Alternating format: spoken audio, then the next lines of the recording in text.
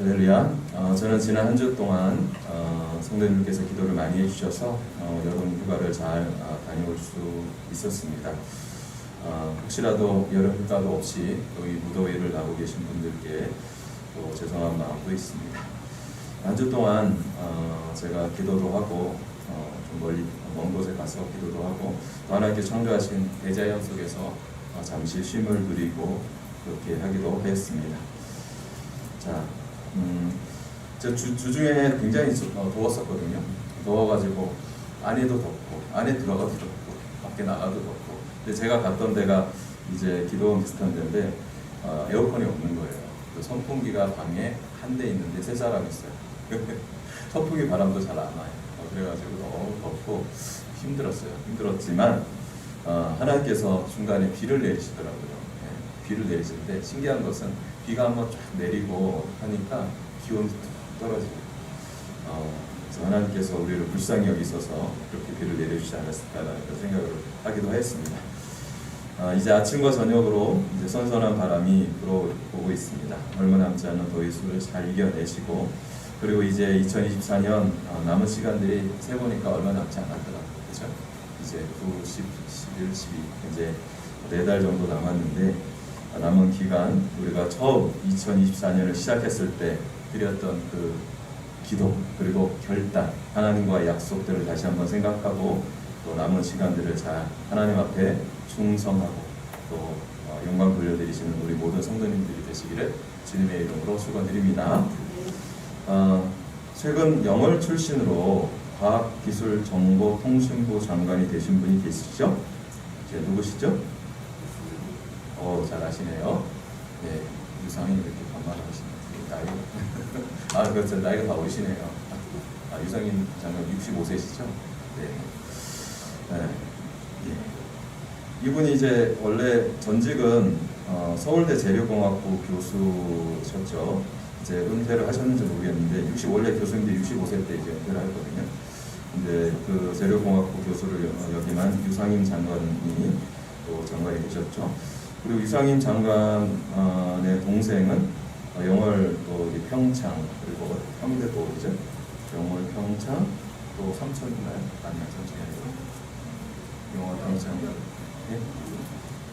그 세 군데인데 그냥 횡성, 홍천, 영월 이렇게 여기 이제 유상범 의원이시죠. 그리고 막내 동생은 누군가요? 예, 영화 친구. 좀 오래되긴 했지만 그 친구로 유명한 유호성 씨죠. 영화 배우예요. 예, 저쪽에 있는 여기 영화 배우죠. 그리고 맨 위에 형님이 한 분 더 계신데 형님에 대해서는 잘 모르겠더라고요. 아무튼 이분들은 영월에서 이제 대웅상회라는 쌀집을 했다고 해요. 쌀집 아들들이라고 합니다. 그래서 오다 보면 플랜카드도 붙여놓고 또 그렇게 했던 것을 보게 됩니다. 저도 길거리에 걸린 플랜카드를 보면서 영월 출신 분들이 참 잘 되신 것에 마음이 나쁘지 않았어요. 좋았어요. 좋았고 그렇습니다. 자, 저는 그것을 보면서 인간은 이제 한 번밖에 안 살죠, 우리가. 그리고 이왕 한 번 사는데 사람이 나서 자기 이름을 좀 세상에 떨치고 그리고 남기고 또 유명해지고 또 높이 올라가고 돈도 많이 벌고 떵떵거리면서 살아가기를 원하는 것이 이 세상의 이치이고 사람들의 본성입니다. 자, 그러나 과연 하나님을 믿는 우리들에게 있어서는 이것이 전부일까라는 걸 또 생각도 해보게 되었어요. 이게 전부일까요? 물론 이렇게 되면 좋겠죠. 그렇죠? 좋은데 전부는 아닌 것 같아요. 오늘 우리가 요한복음의 본문을 말씀을 살펴보면서 하나님께서 우리 믿는 자들에게 그리고 우리 그리스도인들에게 요구하시는 진정한 하나님이 바라시는 성공이 있다는 것을 깨닫게 됐어요. 하나님께서 우리에게 원하시는 진정한 성공 그리고 잘 되는 것 또 우리의 진정한 기쁨 그것은 무엇인지 우리가 일평생 추구해야 할 그것은 무엇인지 오늘 본문을 통해서 살펴보도록 하겠습니다. 오늘 본문의 말씀은 예수님께서 니고데모와 이 거듭남에 대한 대화를 3장 1절부터 21절까지 마치셨어요. 그렇죠? 그리고 이제 예루살렘에서 6월절을 약 한 10일 정도 이렇게 보내시면서 니고데모도 만나고 또 성전에 올라가서 가르치기도 하시고 그리고 병든 자들을 고치시고 안진뱅이를 일으키고 또 눈먼 자들을 눈을 보게 하시고 못 듣는 자들이 듣게 하시는 그런 놀라운 기적들을 많이 행하셨어요. 그리고 이제는 예루살렘을 떠나셔서 유대 지방으로 가셨다라고 오늘 22절은 말씀하고 있습니다. 자, 그 유대 땅으로 가셨는데 그 유대 땅에 가셔서 거하시면서 일어났던 그런 사건이 오늘 본문의 배경입니다. 22절 말씀 제가 읽겠습니다. 그 후에 예수께서 제자들과 유대 땅으로 가서 거기 함께 유하시며 세례를 베푸시더라. 아멘. 예수님께서 니고데모와 대화를 마치시고 이제 예루살렘을 떠나 유대 땅으로 가셨어요. 그리고 22절에 보게 되면 유대 땅으로 가셔서 뭐 하셨다고 되어 있죠? 거기서 세례를 베푸시더라 라고 되어 있습니다. 여기서 유대 땅은 원래 유대 땅은 예루살렘 그 남쪽에 그쪽을 넓은 광야를 넓은 그런 광야를 통해서 말하거든요. 그런데 여기서 말하는 유대 땅은 유대 광야 중에서 유대 광야가 좀 넓어요. 그 중에서 특별히 이제 요단강을 끼고 있는 그런 이제 광야 그 지대를 말하고 있는 거예요. 그러니까 이제 이 요단강 근처에 유대 광야다라고 이렇게 보시면 돼요. 자, 그런데 여기 이제 나중에 여기를 에논이다라고 이렇게 기록을 하게 되는데 이 살림 근처의 에논을 정확하게 지금 학자들이 찾지를 못해요.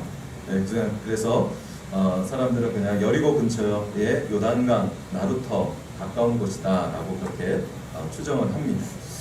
지도를 좀 이따 좀 보여드릴게요. 자, 예수님께서 거기서 사람들에게 세례를 베푸셨다라고 기록을 하고 있어요. 그런데 4장 2절에는 세례를 베푸셨다. 예수님께서 세례를 베푸셨다라고 되어 있지만 그 22절에는 그 다음 장인 4장 2절에 보게 되면 이렇게 기록되어 있어요. 예수께서 친히 세례를 베푸신 것이 아니요 제자들이 베푸신 것이라 라고 되어 있어요. 그렇구나.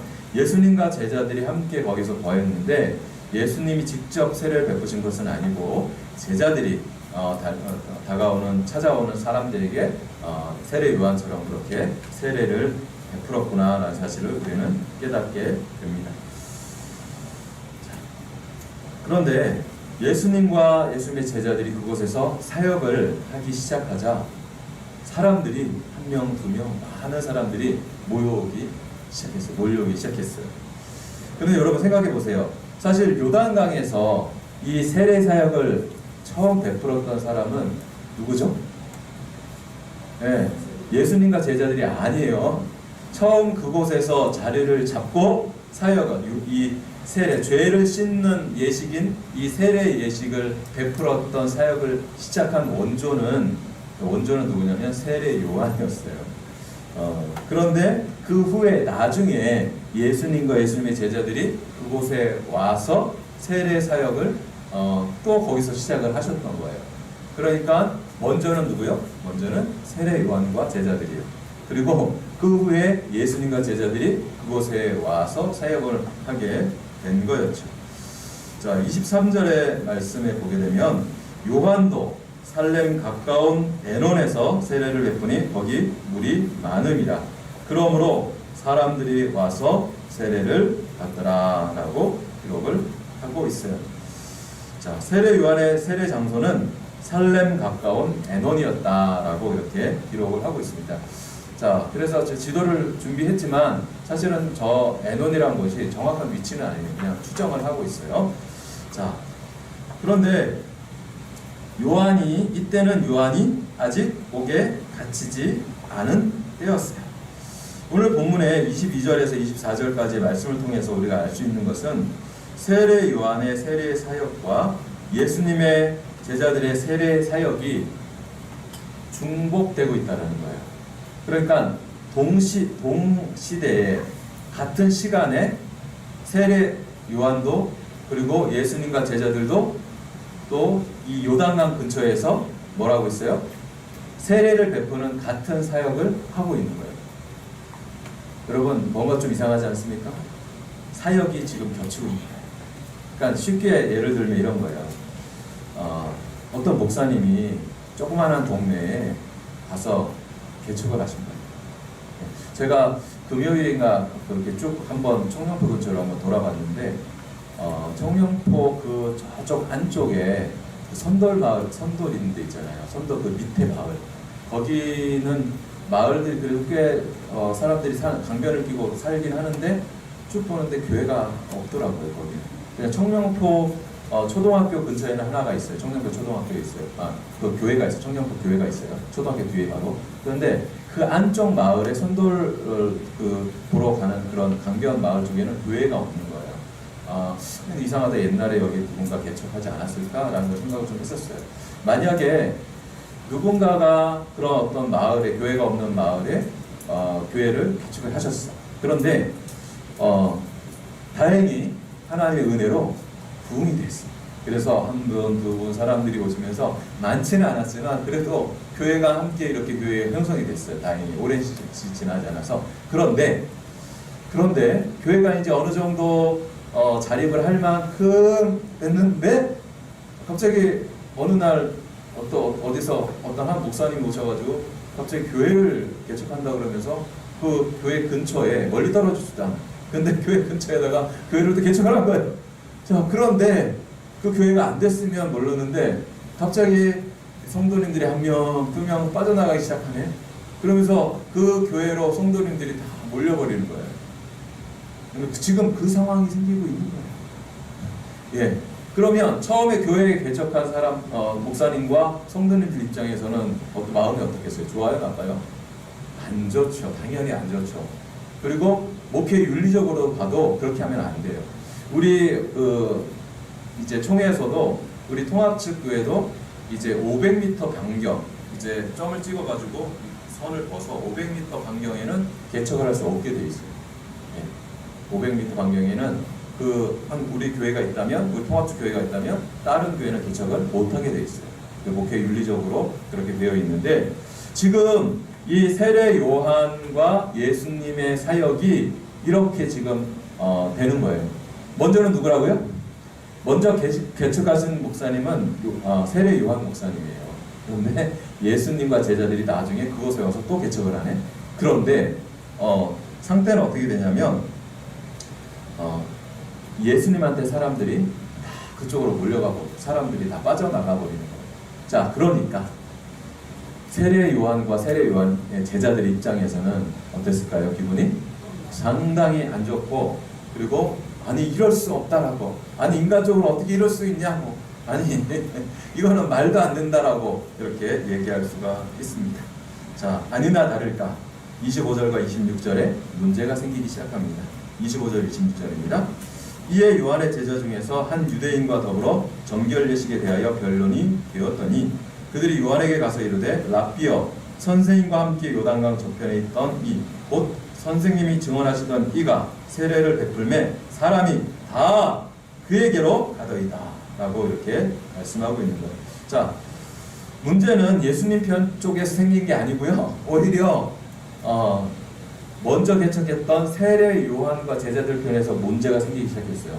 자, 한 유대인이 이 세례 요한과 제자들한테 와서 어떤 얘기를 하냐면, 여기서 정결 예식이라고 나오는데, 원래 정결 예식은 이제 어떤 부정한 시체, 짐승의 시체라든지 아니면 사람의 시체라든지 부정한 것에 이제 사람들이 이게 터치했을 때, 그리고 피부병에 걸린 사람한테 터치했을 때 부정하다 그래서 손을 이제 몸을 씻는, 목욕을 한다든지 옷을 빤다든지 하는 예식이 정결 예식이에요. 그런데 이 본문에 나오는 정결 예식은 죄를 깨끗하게 하는 예식인 세례 예식을 의미하는 거예요. 자, 한 유대인이 이 요한과 제자들에게 와서 뭐라고 얘기냐면, 보시오, 지금 보니까 저쪽에서 예수님하고 제자들도 세례를 베풀고 있고 당신들도 세례를 베풀고 있는데 사람들이 다 그쪽으로 가는 거 알죠? 제가 보니까 내 생각에는 당신들은 짝퉁이야, 가짜야, 저쪽이 진짜인 것 같아 라고 이렇게 얘기를 하는 거예요. 자, 그 얘기를 제자들이 딱 들어요.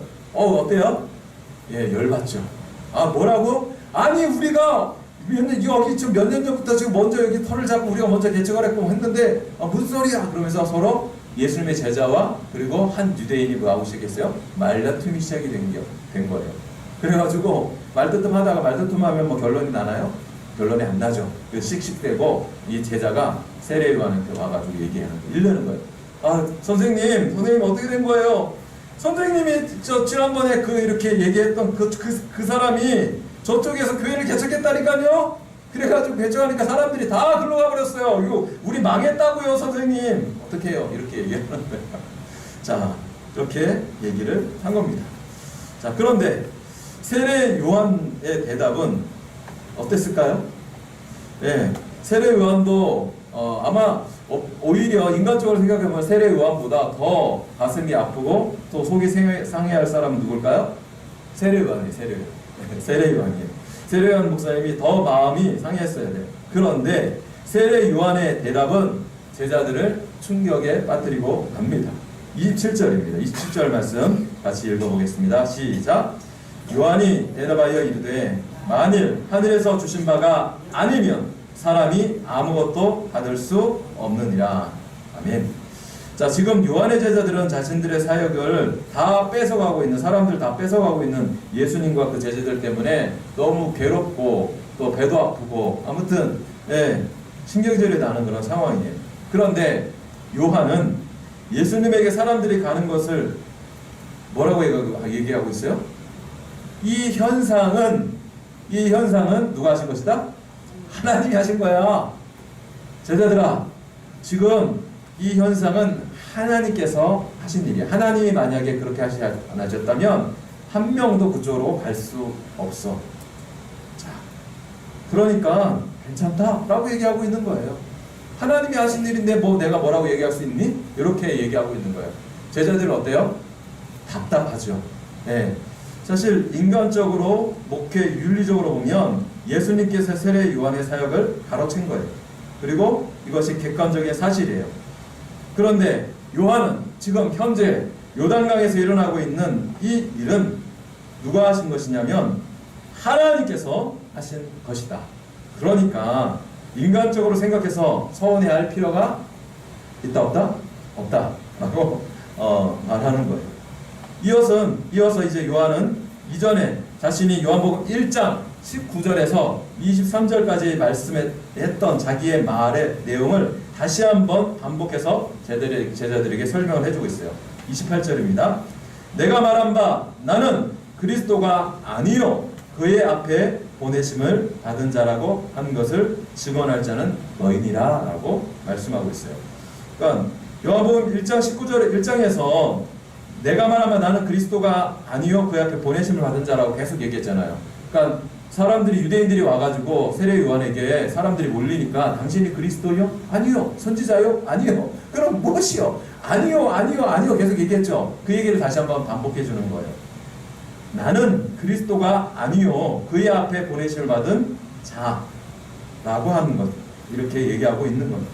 그리고 하나 더 떠서 뭐라 하냐면 그렇게 증언할 사람은 바로 누구냐면 바로 너희들이 그렇게 얘기해야 돼 라고 얘기하고 있는 거예요. 세례 요한은 자신의 사역이 줄어들고 사람들이 다 빠져나가고 있는 이 현 상황 가운데에서도 자신의 정체성을 잃어버렸어요? 안 잃어버렸어요? 안 잃어버렸어요. 인간적으로 생각하면 분노할 일이고 그리고 화가 날 일이고 기분 나쁠 일이에요. 예. 그런데 그러한 상황 속에서도 세례 요한은 나는 그리스도가 아니고 나는 하나님 선지자도 아니요 나는 광야에서 외치는 자의 소리일 뿐이다 라고 하는 자신의 정체성을 이런 인간적으로 굉장히 기분이 나쁜 상황 속에서도 절대로 잃어버리지 않았습니다. 그리고 끝까지 그 길을 걸어갔어요. 할렐루야. 이러한 세례 요한의 모습을 우리는 분명히 본받을 줄로 믿습니다. 자, 그리고 세례 요한은 자신의 지금 마음 상태가 어떤지를 제자들에게 한술 더 떠서 이렇게 설명을 하고 있어요. 29절입니다. 신부를 취하는 것은 신랑이나 서서 신랑의 음성을 듣는 친구가 어떻게 해요? 크게 기뻐하나니 나는 이러한 기쁨으로 뭐한다? 충만하였노라. 요한은 현재 자신의 마음의 상태가 어떤지 제자들에게 지금 고백을 하고 있는데요. 이제 한 가지 예를 들죠.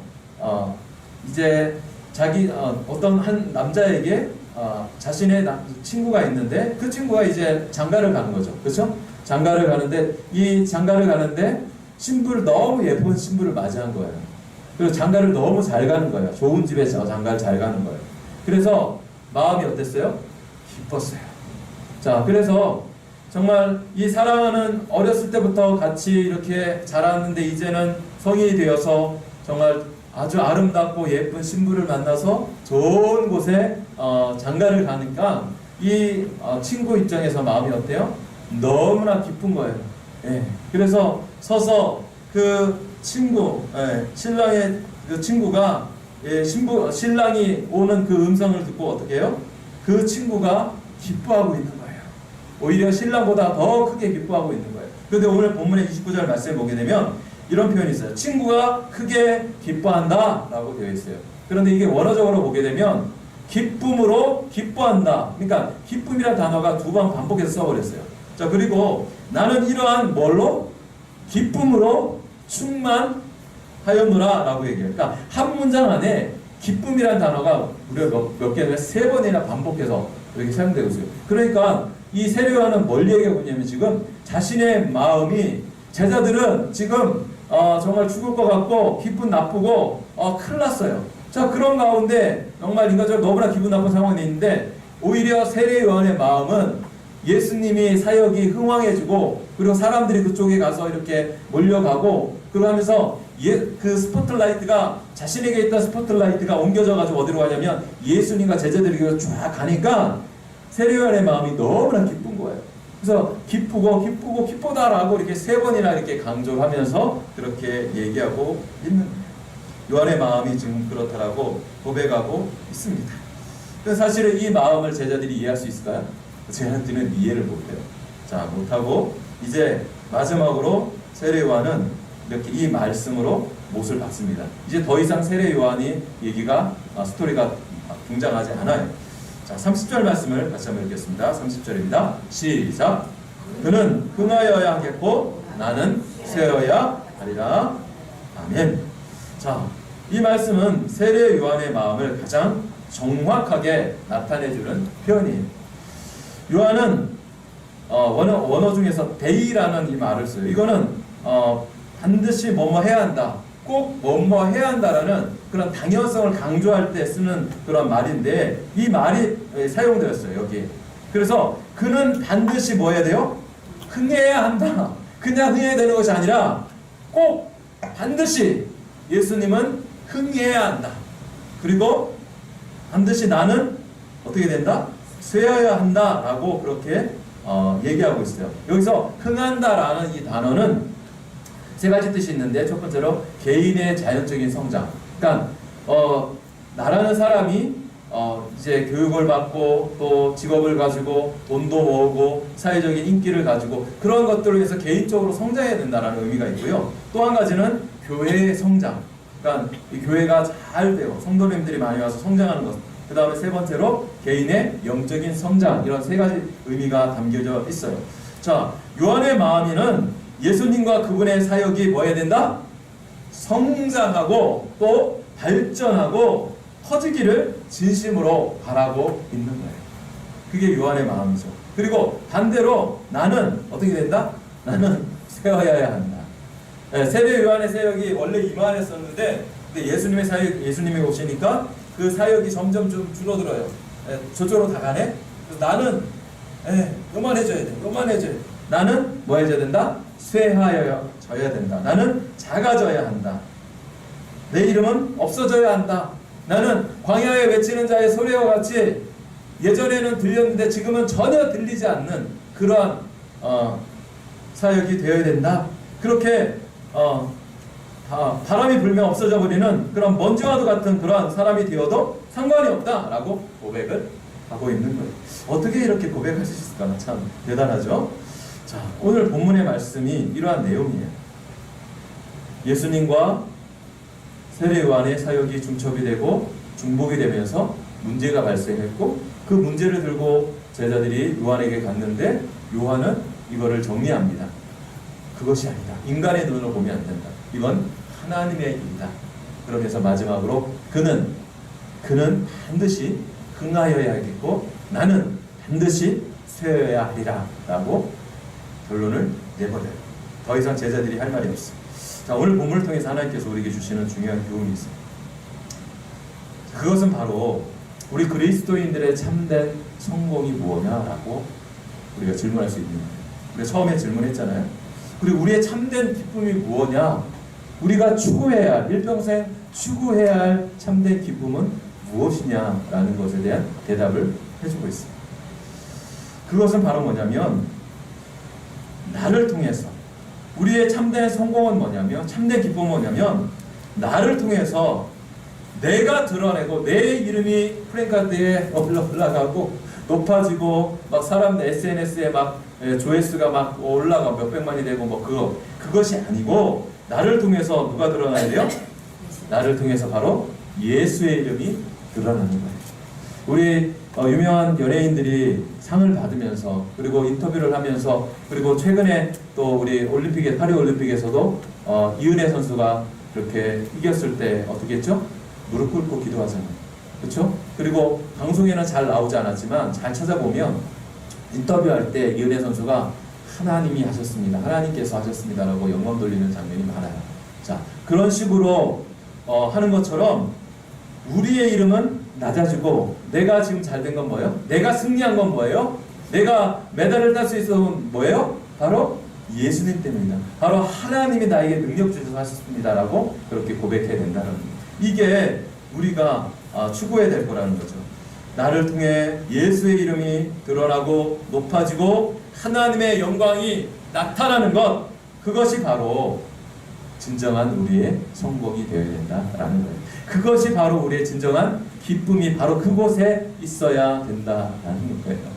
내가 높아지고 사람들이 와 대단한데? 짱이야! 와 막 박수 쳐주고 거기에서 와 내가 대단한데 그래서 어깨가 막 힘이 들어가고 막 그곳에서 우리의 성공과 기쁨을 찾는 그것도 좋겠지만 거기서 진정한 나의 기쁨과 성공을 찾아서는 안 된다는 거예요. 여러분 연예인들이 그리고 정말 정치 지도자들이 힘들어하는 게 뭔지 아시죠? 예, 한순간에 이 사람이 번쩍하고 이렇게 떠요. 예? 그리고 정치 지도자도 몇 년간은 권력을 가지고 있어요. 그렇지만 어느 순간에 사람들이 자기를 찾지 않잖아요. 예, 그 김용만이라는 우리 그 개그맨이 있잖아요, 그렇죠? 그 사회도 많이 보고, 근데 그분이 크리스찬이에요. 근데 그분이 인터뷰하는 내용을 봤는데 이 연예인들이 가장 어려움이 뭐냐면 이분들은 내가 뭐 하겠습니다라고 해야지 배우를 받는 게 아니잖아요, 그렇죠? 이건 뭐예요? 이분들은 배우나 코미디언이라든지 이런 연예인들은 PD라든지 감독이라든지 이런 사람들이 방송국에서 연락이 와야 되는 거예요. 그래서 여기 프로그램에 해주세요 라고 이렇게 뽑혀야 되는 거예요.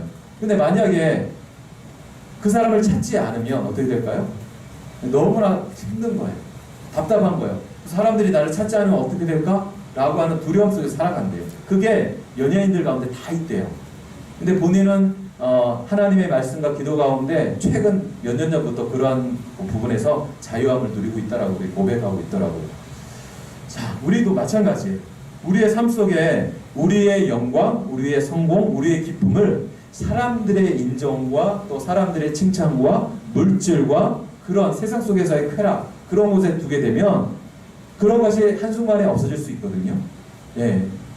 그런 것이 없어졌을 때 정말 우리가 우리의 기쁨을 우리 자녀들이 정말 잘 되고 높아지고 또 나에게 돈이 많아지고 또 나를 인정해주는 곳에 그런 게 둘 경우에 그것들이 한순간 없어지면 나의 건강에 그것을 두었을 때 나의 건강이 한순간 무너지게 되면 나도 무너지는 거예요. 예, 그렇게 될 수 있다라는 거예요. 그런데 하나님께서 오늘 말씀하시는 건 뭐냐면 우리의 진정한 소망은 이 세상에 있는 것이 아니고 세상의 인기와 명예와 물질과 건강과 사랑하는 자녀들이 잘 되는 것과 우리의 이름이 높아지는 것에 있지 않다라고 말씀하고 있는 거예요. 우리의 진정한 성공은 나를 통해서 누가 높아져요? 예수 그리스도가 높아지고 나를 통해서 하나님의 이름이 드러나는 것, 거기에 우리의 진정한 성공과 기쁨을 두어야 된다라는 거예요. 그래야지만 이 세례 요한과 같이 나는 뭐 해야 돼요? 쇠하여야 하겠고 그는 어떻게 해요? 흥하여야 하리라는 그런 고백을 할 수 있게 된다라는 거예요. 제가 주중에 시체를 보내드렸죠. 그렇죠. 영상 다 보셨습니까? 예, 시체널 믿음의 리액션 거기 그 방송이 2달, 거의 3달 가까이 됐나? 드디어 나왔어요. 근데 아무튼 그런데 기대를 가지고 봤는데 약간 실망했습니다. 찍은 건 더 많았어요. 우리 이수정 목사님도 나오고 안일순 목사님도 나오고 그리고 우리 전도하는 시장에서 전도하는 것도 막 찍었거든요. 근데 그거 하나도 안 나왔어요. 안 나오고 도성화사역만 잠깐 한 2, 3분 나왔어요. 물론 그것도 감사해야죠. 그런데 인간적인 마음에 약간 서운하더라고요, 솔직히. 대신에 저희 다음에 우리 장로님 스토리가 나오는데 많이 나왔어요. 감사했어요. 자, 아무튼 그러니까 이런 마음이 인간적인 마음, 서운한 마음이라는 거죠. 이렇게 우리도 본성적으로 그런 걸 가지고 있는 거예요. 우리의 이름이 높아지면 어떻게 해요? 좋아하고 우리 이름이 잘 드러나지 않으면 서운해하고 이게 우리의 마음이죠. 자, 그런데 오늘 말씀을 통해서 하나님께서는 그것이 아니다라고 말씀하고 있는 거예요. 말씀을 맺겠습니다. 성도 여러분, 오늘 우리의 모습, 우리의 삶, 그리고 우리의 소망은 어디에 있습니까? 한번 살펴봐야 될 것입니다. 우리는 진정으로 세례 요한이 말한 것 같이 나는 없고 오직 예수만 드러나는 그러한 삶, 그런 삶을 살고 있습니까? 사실 이러한 삶을 살아내는 것은 정말 어려워요. 그리고 정말 힘들어요. 그러나 바로 나를 통해서 예수님만 드러나고 높아지고 반대로 나는 어떻게 해요? 나는 낮아지는 것. 이것이 바로 오늘 말씀을 통해서 우리에게 주시는 진정한 우리가 추구해야 할 삶이다라고 말씀하고 있는 거예요. 성도 여러분, 우리가 언젠가 우리가 이 땅에서의 짧은 여행을 마치고 영원한 하늘나라로 우리는 이사를 가요. 그렇죠? 자, 그럴 때 우리는 어떤 고백을 하며 이 세상을 떠나야 하겠습니까? 그것은 주님, 제가 일평생 이렇게 위대한 업적을 세웠고 내가 이렇게 유명해졌어요. 이렇게 돈을 많이 모았습니다. 라고 하는 것이 아니에요. 우리의 진정한 고백은 무엇이 되어야 되냐면 주님, 제가 일평생 세상적으로 성공하지는 못했지만 주님은 흥하고 나는 쇠하는 그러한 삶을 살았습니다. 주님, 저의 인생에서 제 이름은 무명이어도 주님만이 높아지는 그러한 삶을 살았다라면 저는 만족합니다. 라고 그렇게 고백하며 우리는 마지막 우리 인생을 마무리해야 될 줄로 믿습니다. 성도 여러분, 오늘 주신 세례 요한의 자신의 고백, 그는 흥하여야 하겠고 나는 쇠하여야 하리라 라는 이 말씀을 우리의 가슴에 새기고 우리가 일평생 이것을 우리의 삶의 목표와 기쁨으로 두고 살아가시는, 또 이렇게 한 주간 살아가시는, 그래서 하나님의 영광만을 나타내시는 우리 모든 성도님들이 되시는 우리 교회가 되기를 주님의 이름으로 축원드립니다.